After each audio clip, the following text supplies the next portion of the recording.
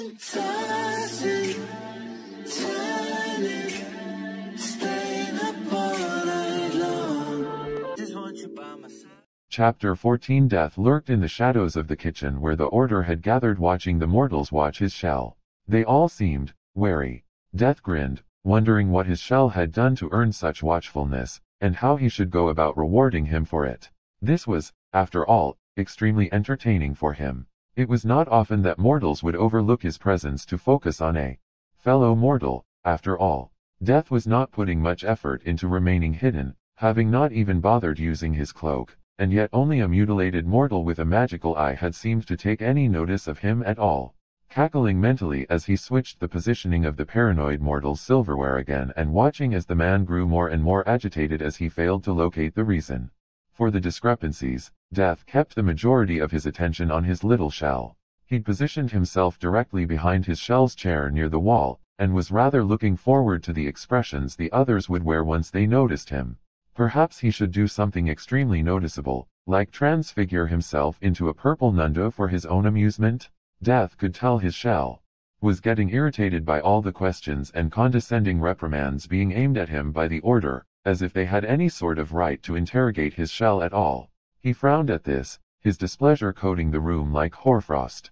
Conversation slowed as all eyes began glancing around warily, and Death made himself known by putting both hands on the shoulders of his shell and staring at the gathered, gossiping mortals, unimpressed.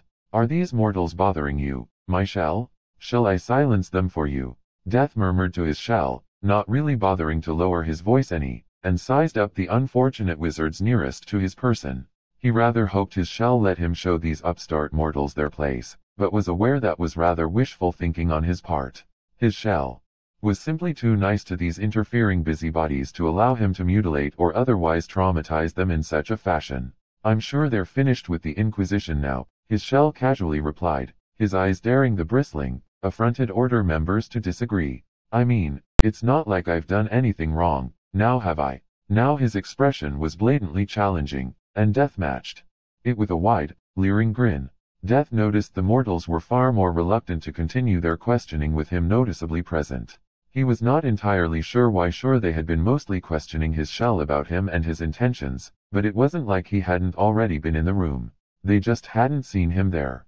As the mortals began protesting that of course we weren't interrogating you, Harry, and that we only want what is best for you, Harry dear, Death lifted his head and stared at a small window set high up the wall where owls generally came through. Of course, there were extensive owl wards around the property, so the window saw very little use. He said extensive rather mockingly, seeing as how mortal wards were about as potent as cobwebs as far as he was concerned. As he watched, an unremarkable barn owl with no distinguishing markings or patterns fluttered into the room with an unremarkable roll of parchment tied to its leg. The owl was so entirely boring and uninteresting that Death almost reached up and swatted it out the air for the sole purpose of ensuring it could no longer breed and spread its unremarkableness throughout the owl population of magical Britain. Death immediately suppressed his presence utterly, pulling all of his aura and magic into himself and removing any sort of innate warning the owl would have instinctively felt due to his presence. His shell jumped slightly and glanced back at him curiously, and Death made a note that his shell could apparently sense his aura to a greater degree than any other mortal in the room, as no one else had noticed. Death stared with a raised brow and a growing grin as the owl circled the room a few times, drawing attention to itself in the process, before heading towards the tallest perch available. That this perch happened to be his shoulder filled Death with an indescribable, vindictive glee. His grin almost reached his ears. He was so eager, desperate almost, for this horribly uninteresting owl to land upon him and have its soul removed. His shell jumped to his feet and snatched the owl out of the air before it reached him, sending him a look that said, "I know what you were going to do, and while I find it hilarious, my morals won't allow me to let it happen." Death scowled at his shell, releasing his aura again and making every mortal in the room shudder slightly. His shell was remarkably unaffected by his visible ire, which was enough to flip Death's mood back into amusement as he imagined what the others would have done had he scowled at them. Had heart attacks and fainted, most likely. His shell untied the parchment from the now terrified owl, whose wide eyes were locked onto him as it now felt and understood what it had almost landed on. Death leered at it with a wide, Fang's smile and all the owl's feathers fluffed out simultaneously in an almost audible puff of noise. His shell glanced at the extremely puffy owl and snorted aloud before he turned back to the parchment as he began to read, his expression going flat with practiced blankness almost immediately. Curious, Death stepped forward and glanced down at the letter over the shoulder not occupied by a fluffed-up owl. There was a spell on the parchment that prevented anyone but his shell from reading it, but Death ignored it as if wasn't even there and flicked his eyes down to the signature, wondering who was writing to his shell with such a horrible owl. LV Death blinked twice. Then he threw back his head and howled in laughter. Several snooping Order members shrieked in alarm at the sound and threw themselves backwards, tripping over each other as they tried to flee from his apparent glee. The owl screeched, flapping rapidly as it launched itself away but seemed to forget how to use its wings properly, and simply flopped to the ground where it flailed for a moment before going still, apparently taking its chances at playing dead. Death chortled to himself, even as his shell continued staring rather blankly at his letter. This was fantastic. He hadn't had such a good laugh in eons. Death plucked the letter from his shell's frozen hands, leaving his shell to stare numbly at where the parchment had just been as Death glanced down at his prize. Potter, it has come to my attention that you have recently gained a rather powerful ally due to a certain bumbling old fool's interference. He does so like to interfere, doesn't he? And I found it prudent to address the situation before any impulsive moves were made on your part. No, don't argue with me. I have been receiving reports on your annual school year adventures since the tournament, and never have I seen such a textbook example of a foolish Gryffindor challenging my basilisk. Harry, with a sword and a hat?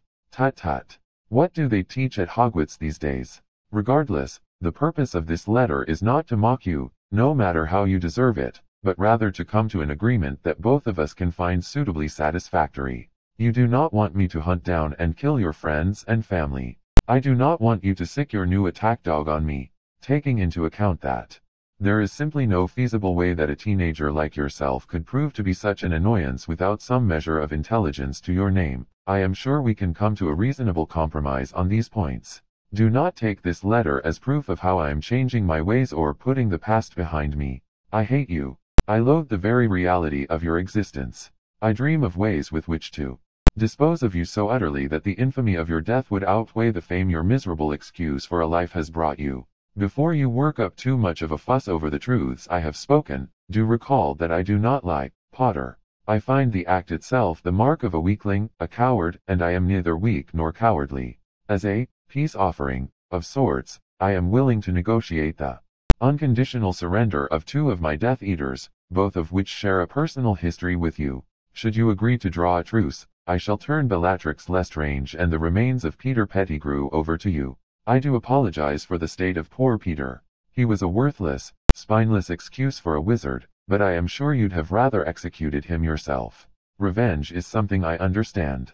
Very well, Potter. Perhaps, if you ask nicely, your new friend could resurrect him for you? And for Merlin's sake, boy, don't reply with that blasted white owl of yours. She's incredibly conspicuous, and the last thing either of us needs is for some pesky busybody to follow her to one of us. I expect your response, Potter. LV Death thought the letter was, overall, rather straightforward and polite considering who had written it and to whom it was written. He would be having words with Voldemort, however, on the proper way to respect his shell. He grinned at the thought, wondering if he should go force some manners into the man before his shell had to reply to his unexpected offer. Noticing how his shell was still in shock, Death draped an arm around his shoulders and pulled them through the void for a brief moment until they re-emerged in the room his shell had been using. Knowing their abrupt departure would have likely sent the Order into a panic, Death chuckled again, stirring his shell into life. Is this genuine? His shell asked, bewildered and more than a little horrified. Death paused, reaching a sliver of his power out across time and probed at the emotions surrounding Voldemort at the time this was written. Fear, wariness, determination, anger, and a rather grudging respect. Nothing that suggested a plot being plotted or a scheme being woven, in the very least. Returning to the present, the concept of now is, of course, meaningless to Death. He glanced at his shell, who was staring at the letter still held in his hand. Yes, little shell, Death murmured, amusement coloring his voice. Voldemort has run from me and the mere thought of what I represent since he was 6 years old. Once he was made aware of my presence here, his first thought was how to ensure his own survival. He is not a fool, my shell. He knows that it would take but a single thought for me to erase him from existence, and he seeks to avoid this fate in any way that he can.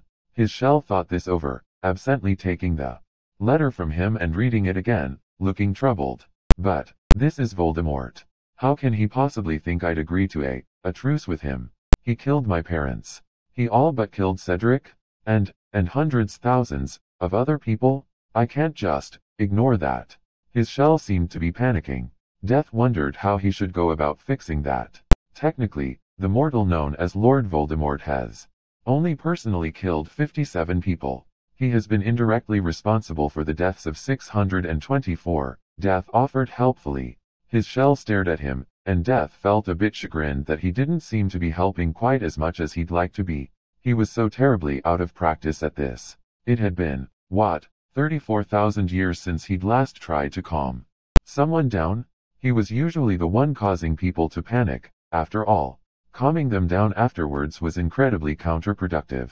Apparently deciding to pretend he hadn't heard what Death said, his shell started up again. He's been trying to kill me since I was a baby. Because of a prophecy Dumbledore was told in a highly public, unworded room in a popular pub, Death pointed out, trying to be helpful again. He's trying to subjugate the entire world, Death. Actually, he's only really trying to overthrow the magical government of Britain. I doubt he's made any plans at all for the rest of Earth. Voldemort plans to kill all the Muggleborns and the Muggles. Tell me that's not something I should be upset about. His goal, if that were the case, is entirely impossible. There are almost 6 billion people currently in existence, 97% of whom are Muggles or Muggleborns. Taking into account the fact that, even should Voldemort attain true immortality and kill 100 Muggles a day for the rest of his unnatural life, there would still be almost 350,000 others born for every 100 he killed. Death really thought he was getting somewhere with this. Now, mortals like to debate things that bothered them, right? Well, he's evil, okay? I just don't. His shell sighed, seemingly entirely distressed and frustrated now, but it was better than his previous panic. Death grinned at his success at having calmed his shell down. And he'd thought he'd be rusty at this. Is he? Death wondered, purely for the sake of wondering. Death had, after all, done things exponentially worse than anything a mortal like Voldemort could even dream of, and he didn't consider himself evil. His shell threw his hands into the air, scowling. Whose side are you on, anyway? Death paused, a bit confused at the sudden accusation. It must have shown on his face, because his shell just sighed and ran a hand across his eyes. I'm sorry. I didn't mean to snap at you, his shell apologized, looking sheepish. Death was bewildered, but accepted it regardless. He rather doubted his shell had done anything worth apologizing over recently, but since so few people apologized to him at all, he figured he'd just take it while he could. It's just, pretty much everyone has always told me that it's my destiny to kill Voldemort, and now here he is, offering a truce. I'm not sure what I should do. Well, Death began, not entirely certain why this decision was apparently so difficult. What do you want to do? It wasn't like it was everyone's business whether or not his shell agreed to a ceasefire. It was his shell's life, after all, and Death rather thought the rest of the world was unimportant in comparison to that. His shell froze, eyes wide as he stared at Death. Death froze with him, incredibly unsure what had made his shell react like that, and wondering if it was fixable. He seemed to be making more conversational blunders than usual, today. Perhaps he should practice in front of a mirror? What I want to do, his shell repeated, quietly. Then he laughed, a short, bitter thing. No one's ever asked me what I wanted to do before. And Death understood. His poor little shell, so mistreated by these foolish mortals. Death wondered if his shell would protest should he suddenly grab him and bundle him inside his cloak where he could keep him safe. Not that he couldn't keep him safe anywhere else, but he'd always sort of wanted to wrap someone in blankets and see if that actually provided any sort of tangible protection from harm. It is your choice, my little shell. Agree to a truce, refuse one, make unreasonable conditions on his half of the compromise, give me the word to go and rip out what remains of his soul. Decisions, decisions. Death grinned when his shell smiled weakly. Reaching over, he plucked the crumpled letter from his shell's hand and schemed it again. Even though he had memorized it the first time, it was nice to look at the physical copy. You do have the upper hand here. If you but asked it of me, I would fetch this Bellatrix myself, removing the need to bargain with Voldemort entirely. I could also simply devour his soul and its fragments, removing the threat to begin with. His shell took a moment to think on that before refocusing. What do you think I should do, Death? At Death's questioning frown, he hurried on. I'd appreciate your opinion. Death bared his fangs in a hungry grin. I think you should gather up his remaining Horcruxes and feed them to me so that I might ascertain if they all taste like coconuts. He paused for a moment before his face eased out into a more serious expression. Truthfully, my shell, you and he are fated opposites. You have been since the prophecy was set into motion by a conniving old bastard and a paranoid Dark Lord. Even should you agree to a truce with him, you will never agree with his practices or his policies. You would be discontented with the way things would go, with being unable to act against him when he inevitably finds loopholes in your compromise and toes the line of what could constitute a breach of contract. You would not be satisfied with neutrality. It would eat at you, at your conscience, at your soul, until your morality forced you to act against some perceived malevolent plot, and then you would be right back where you began, as enemies. Death stared down at his silent, contemplative shell solemnly. I can offer you only advice, dear shell. And my advice is not to leave an enemy at your back. His shell nodded. Slowly, taking a fortifying breath. Thank you. I appreciate your honesty, Death. His shell smiled, and Death grinned back, pleased. His shell's expression shifted to amusement. I better write him a reply, then. And if I wasn't so sure he'd kill her out of spite, I'd send it with Hedwig just to be difficult. Death's grin slowly widened as an idea spawned, making his shell eye him nervously, while he hunted for parchment and a quill. No, Death purred, allow me to deliver it for you, my shell. I shall make it memorable. His shell snorted as he finished up his extremely short reply and rolled it up, handing it over to a gleeful Death. I don't doubt that. He eyed Death warily. Do I want to know? No, Death smiled. It was all teeth, fangs sharpening as his eyes bled black. No. I rather think you do not. Lord Voldemort was pacing in his office, his mind tumbling over the possible courses of action he'd have to take depending on the answer from the Potter brat. He cursed the loss of their emotional link. He'd have quite happily slaughtered a small family for an insight into what the brat was thinking right now. Would he agree? Would he refuse? Would he ignore his warning and send that blasted, highly noticeable snowy owl of his? He'd kill the thing on principle if he had. Voldemort was a realist. He always had been. He knew it was highly unlikely the boy would consent to a truce, no matter how he sweetened the pot with promises of revenge. He had already scoured through his library and the libraries of his followers with manors not yet confiscated by the Ministry for anything he could use to protect himself should the worst occur. He'd found next to nothing. There was a brief mention of something called the Deathly Hallows, which were supposed to make one the Master of Death once collected, but all of them were lost to time, and it would take far too long to track them down and earn any sort of protection they offered. There were also legends in ancient scrolls of men who dealt with death. He was assuming this was in the gambling sense, and not the murdering one selling their souls or bargaining the souls of others for their lives. He had put thought into that possibility, wondering how many souls he could get away with trading to death in return for his own. Surely the souls of his Death Eaters would be enough in recompense for his own tattered one. Their consent didn't matter to him. They were branded by his magic, and were by all rights his chattel. He could sell them to the devil if he so wanted, and there was nothing they could do about it. This was, of course, all based on the theory that he would actually have a chance to interact with death at all if it came for him. There were no limits to what the being's powers could be. For all Voldemort knew, the entity could likely kill him from anywhere in the world, regardless of wards or distance. He did some quick calculations in his head. He had 140 marked Death Eaters in his service. The unmarked ones he, sadly, did not have a magical right to, but the others were fair game. If he handed over his Death Eaters in return for his life, maybe how presumptuous of you, mortal. A voice suddenly cracked through the silence of his study like the voice of God, making Voldemort stumble back into a wall, his pale yew wand appearing instantly in his hand, to title your followers connoisseurs of death. There was no doubt in his mind who had just spoken to him. It was in the deep, hoarse, rasping timbre of its voice, in the way reality seemed to be fragmenting like glass in the air around him, and in the way every shadow in the room had just converged to the middle of the floor and was now hanging there like an oppressive, vaguely humanoid silhouette. The power hanging around that figure was unfathomable. It licked at the air like tongues of black flame, creeping across the ground in veins of silver hoarfrost, as it weighed down the very world until Voldemort found himself forced to his knees under the enormity of it. "Bow to death, you told him," the voice rumbled, the sound vaguely menacing in its apparent humor. "Fitting, then, that you should bow to me in the end." Voldemort stared, transfixed and horrified, as the figure in the center of the room abruptly warped, skeletal.